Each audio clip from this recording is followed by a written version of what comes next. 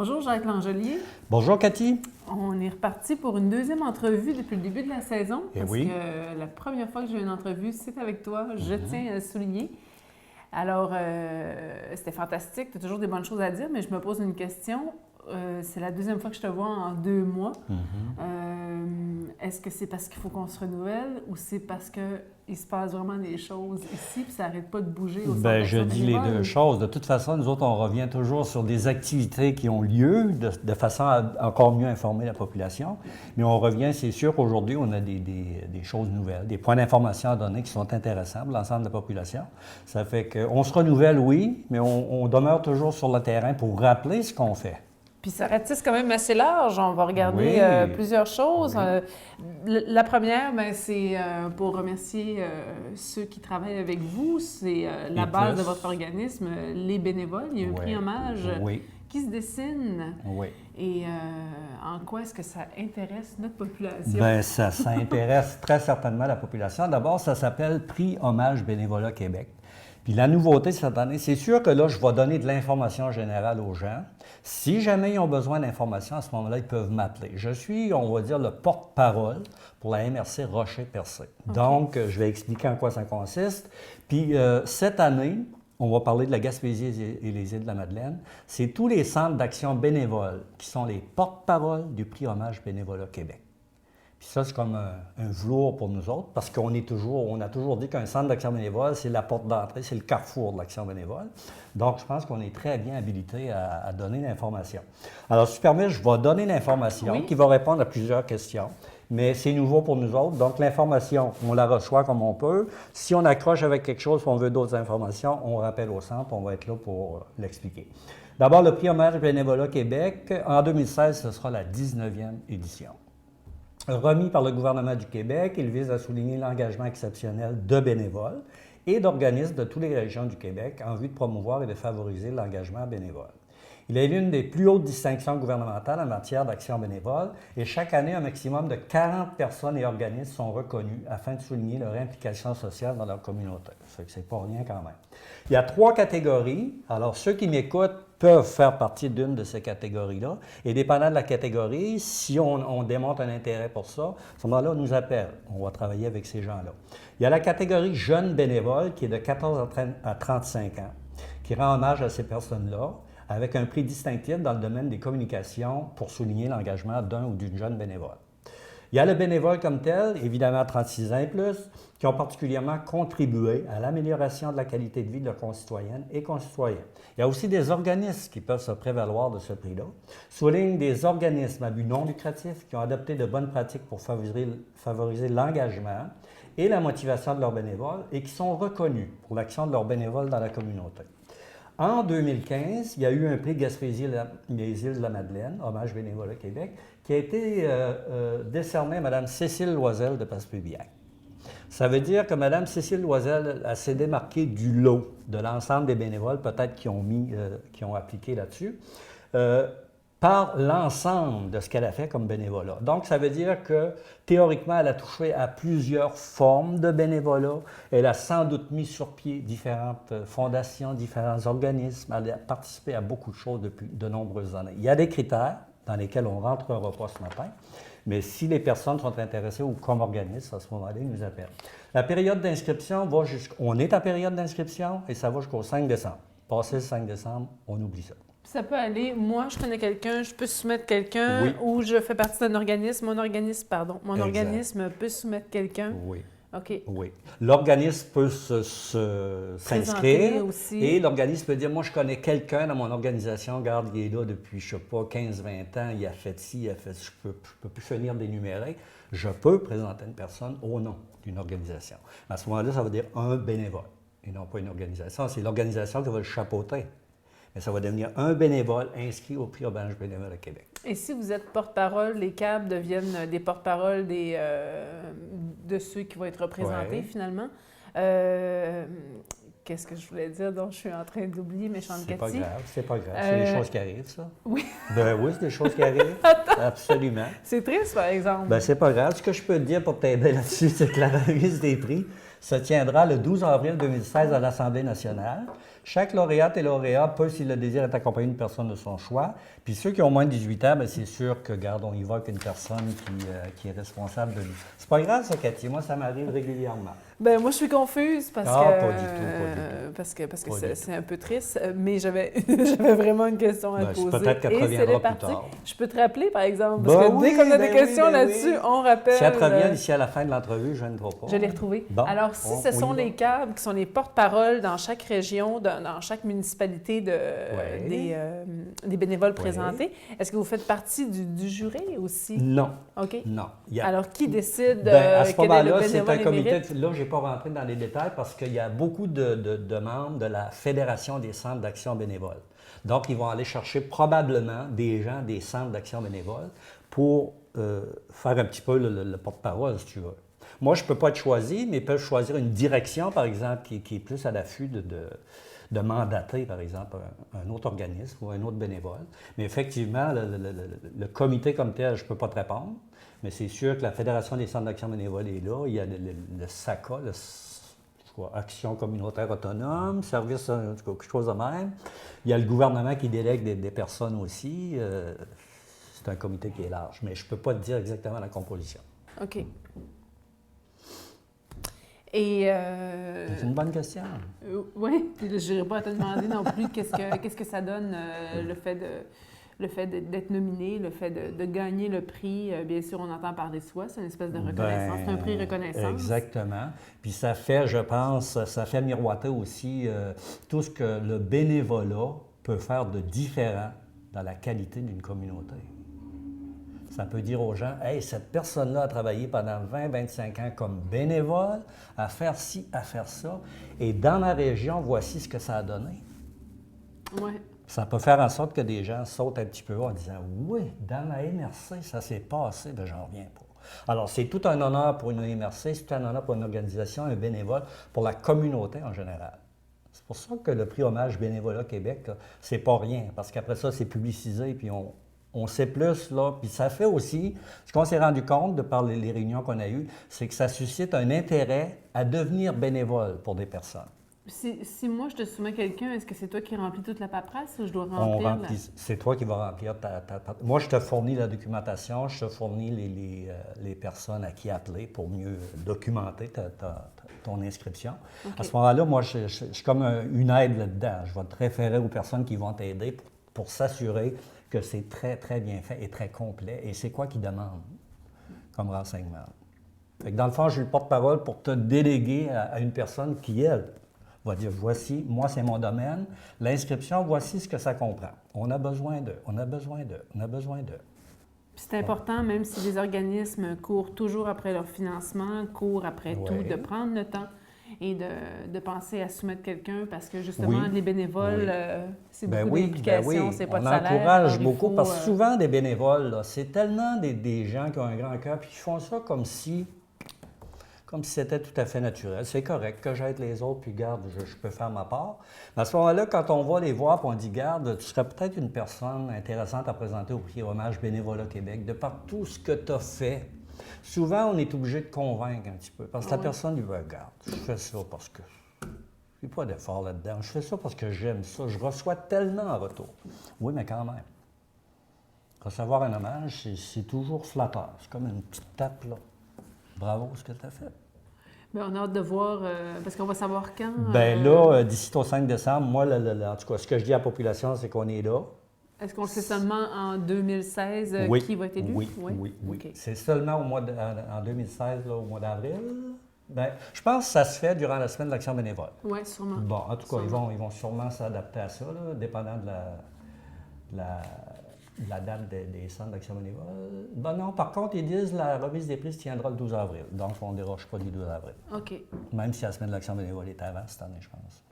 Puis un autre événement qui va aussi entraîner beaucoup de bénévolat, sûrement. Ton financement Centraide qui s'en vient. Qu'est-ce que ça implique au juste? Bon, ça implique beaucoup de bénévoles. Ça implique aussi qu'il y a des objectifs de visée là-dedans. Ça fait des années, garde, qu'on travaille avec Centraide pour faire notre part comme organisme aussi. Puis encore là, la générosité de la population, regarde, Hey, super.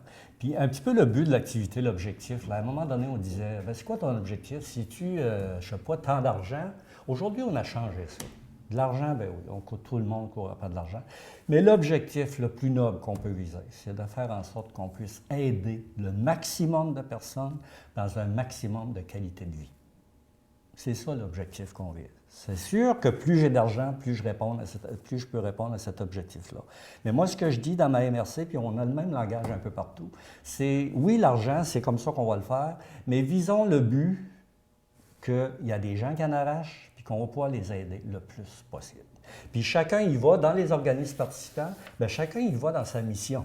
Je ne peux pas parler de mission des autres organismes, mais nous autres, par exemple, on a une des missions primaires, c'est la faim. C'est de faire en sorte que les personnes qui ont moins de revenus puissent manger adéquatement, au moins vers les fins de mois, là où c'est le plus difficile. C'est sûr que ça va être notre mission. Alors, l'argent qu'on va recevoir de Centraide va être mis exclusivement là-dedans, dépendant des missions de chaque organisme. Mais je te dirais que si ce n'était pas de Centraide, le dépannage alimentaire au Centre d'action bénévole, oublie ça. Est-ce qu'on peut savoir c'est combien qui vous ont fourni l'année passée? Je ne peux pas te dire les chiffres parce que je ne suis pas le ministre des Finances là-dedans. Je sais que ça diminue un petit peu parce que tout le monde en arrache à quelque part. Oui. Si, par exemple, moi, d'un milieu de travail, je disais à Centraide, viens chercher 10 pièces par mois, bien si, je ne sais pas, moi, mon salaire a plafonné ou j'ai été obligé de travailler 4 jours semaine, en tout cas, toutes sortes de raisons qui font, bien là, le 10, je ne peux plus le donner, je vais te donner 5. Alors, c'est un peu partout de cette façon-là. Ça fait comme le budget total a diminué, bien, nous autres, on reçoit un petit peu moins aussi. Mais là où on va combler, là où on est chanceux, nous autres, c'est la population qui fait la différence. Alors, disons que Centraide, je ne sais pas, moi, me donne cette année 13 000 $. C'est de l'argent, 13 000 $. Tu sais, on regarde Gaspésie de la Madeleine, puis ça travaille fort, puis ça travaille fort. Bien, à ce moment-là, avec ce budget-là, on va compléter, on va voir la population, puis la population va nous accoter de façon à ce qu'on puisse offrir le service de dépannage toute l'année. Puis Centraide va te donner une enveloppe, peu importe combien tu vas avoir ramassé avec ta levée de fonds qui s'en vient. Levée de fonds, pour toi, c'est de la vente de confiture? Oui, c'est 720 pots de confiture. Ça veut dire qu'il y a 6 organismes, on a 120 chaque. 5 200 $, moins peut-être un montant d'argent qu'on paye au traiteur quand même. Oui, le coût de production. La confiserie de l'abeille, oui. Le coût de production. Oui. Puis je te dirais que cette année, la population d'abord est très fidèle à l'achat. Et cette année, la Banque Royale, RBC de Chandler, fait une activité particulière. D'abord, au niveau régional, ils font un beau don chaque année. Donc, ils nous appuient, ils appuient Centraide. Puis en plus, les employés de la banque se sont tous mobilisés pour faire une activité spéciale qui va rapporter des sous aussi. Alors, c'est quand même le 5 200, on va dire que c'est ça, moins le coût de production, plus tout l'autour, tous les employés de la Banque Royale qui font ça. Fait que ça fait un beau montant d'argent. On peut être assez fiers du travail d'équipe qu'on fait. Fait qu'à partir de la mi-novembre, vous lancez votre campagne Centraide. Oui. Vous travaillez avec quel autre organisme pour vendre ces confitures-là? On travaille, c'est des bénévoles du Centre d'action bénévole. Mais il y a d'autres organismes pour... Mais les autres organismes, c'est toujours les mêmes. Le Centre Émilie-Gamelin, la Maison de la famille contre vents et marées, le collectif SOS J'ai faim, Répi Paboc, puis le Centre La Joie de vivre. Tous ces organismes-là sont déjà très connus. Et on a chacun notre clientèle aussi. Ouais. Les gens disent, je viens Et au vous centre. avez chacun un réseau de confiture? Oui. On a 120 pots, Cathy, puis je te dirais que c'est un travail d'équipe. Alors, si moi, j'ai de la difficulté à vendre mes pots de confiture, je peux aller voir un autre organisme et dire, peux-tu me donner un petit coup de main? Parce que les autres ont plus de facilité. Si le temps ne nous pressait pas autant, je sortirais la baguette et on y goûterait à tes confitures. Okay. Mais bon. Peut-être une autre entrevue, on se fera une beurrée. Oui, rapidement, parce que là, t'en passes. Je voudrais juste que tu nous fasses un petit retour avec les jardins communautaires et on va te revoir dans une petite chronique pour tes paniers de Noël. OK, c'est bon, bon. Au niveau du jardin communautaire, pour faire une histoire courte, on a travaillé avec l'organisme de Val d'Espoir qui s'appelle Produire la santé ensemble. Bon, ils sont venus nous voir, ils ont dit, d'abord, ce que ça vise, ça, c'est un but, c'est de viser l'autonomie alimentaire. Bon, ça commence par quelque chose, l'autonomie alimentaire. Donc, ce qu'on a fait avec eux autres, on a dit, OK, on peut installer des jardins. D'ailleurs, il va y avoir des photos qui vont correspondre là, avec ça. Là. Puis vous avez fait ça où, ces jardins? On a fait ça en arrière du garage du Centre d'action bénévole. On avait 6 bacs et il y avait des bénévoles, du personnel du Centre d'action bénévole et des bénéficiaires de services qui ont bien voulu, pour une première année, tenter l'expérience. Quand tu me dis qu'il y avait 6 bacs, il n'y avait pas 6 parcelles. Il y avait 6 bacs plus les parcelles? 6 bacs, ça veut dire 6 jardins. OK, il y avait OK? 6 jardins. Dans lesquels il y avait de tout, pommes de terre, carottes, radis, pois mange-tout. Et vous l'avez géré choux. comment? Est-ce que On c'est... l'a géré avec un horaire où chacun avait à travailler la terre, chacun avait à désherber, à arroser. Alors, pendant toute la période, on a semé au mois de juin. Et l'équipe qui a bien voulu, était une vingtaine de personnes. Ben, à ce moment-là, ils s'occupaient du jardin, de façon qu'il soit propre, bien arrosé, désherbé. Ce qui fait que ça a donné une cueillette extraordinaire. Et ce qui est bon là-dedans, c'est qu'on a créé des liens extraordinaires. Et pour certaines personnes qui sont reparties chez elles, des bénéficiaires de services, avec beaucoup de légumes qu'ils n'ont pas achetés. C'est des gens qui ont travaillé sur le jardin, qui sont Oui. repartis avec des légumes? Oui. Oui. Puis on a fait un beau dîner communautaire aussi en plus de ça. On s'est réunis ici, tout le monde. On a fait un beau dîner communautaire avec nos légumes. Est-ce que vous voulez recommencer l'expérience? Nous allons recommencer, ça c'est sûr et certain, puis on a des projets d'expansion. Ça veut dire, si on agrandit nos jardins, on va agrandir le nombre de personnes qui vont s'y rattacher. Parce que déjà, ces personnes-là disent, moi j'ai trouvé ça intéressant. C'est pas juste, on fait des jardins, on s'en va chez nous, là. Ça crée des liens, un sentiment de fierté.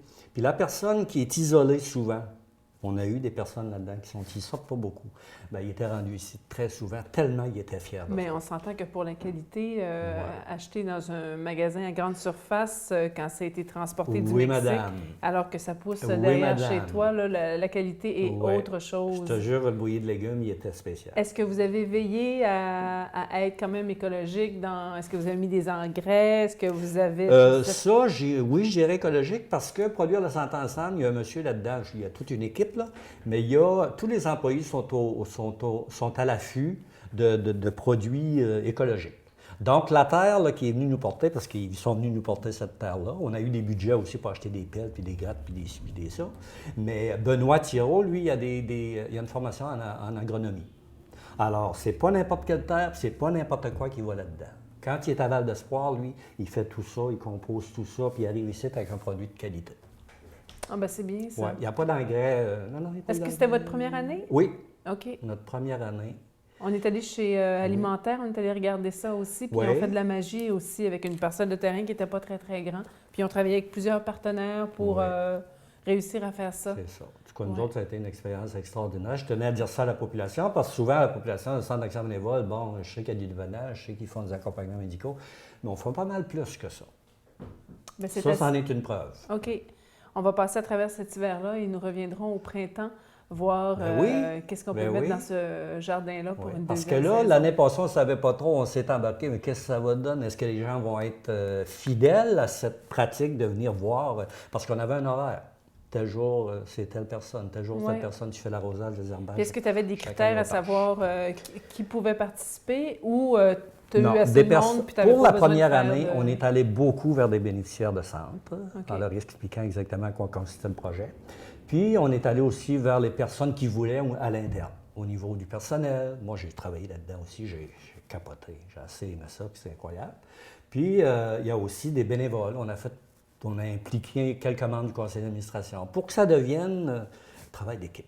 OK. Puis, pas juste le personnel, tout le monde.